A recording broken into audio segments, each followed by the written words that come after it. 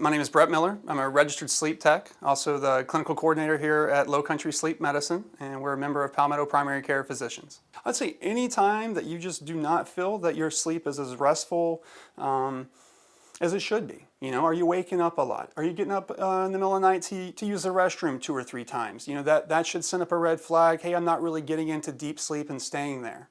Morning headaches is a pretty good indicating factor. If you have sleep apnea, waking up every single morning with a headache, sore throat, dry mouth, these are all signs that you've been snoring very heavily all night long.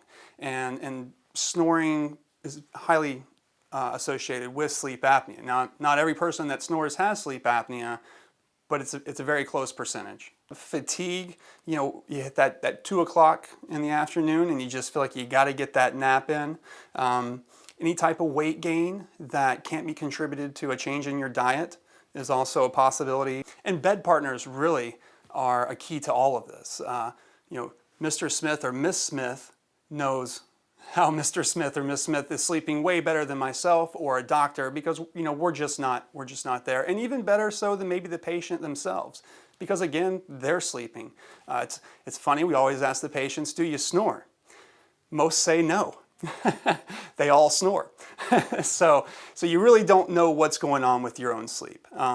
And simple diagnostic, simple, you know, one-night sleep study will tell us a lot. We look at your heart, we look at your brain waves, we look at your legs to see if there's anything going on there. And then we're, you know, obviously looking at your respiratory and your snoring. What we do see a lot are over-medicated patients. So you've got a patient that's been suffering horrible back pain for 10, 15 years, and they've been on pain medication for those 10 or 15 years. Now, not to say they don't need those pain medications for 10 to 15 years, but unfortunately what they've done is they've kind of set their body up to decrease its respiratory drive.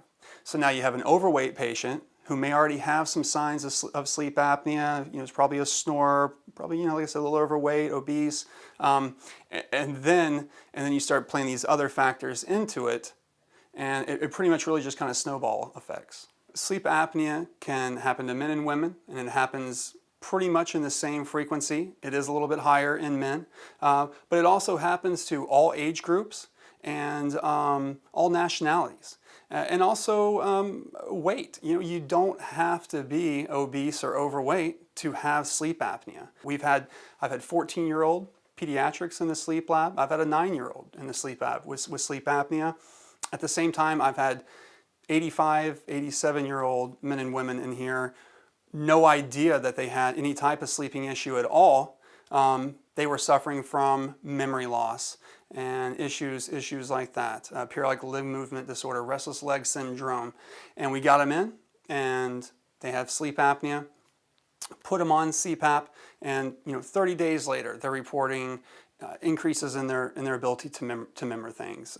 They're playing with their grandchildren more. They're back to kind of being a part of the family, and that's exactly what we want to see.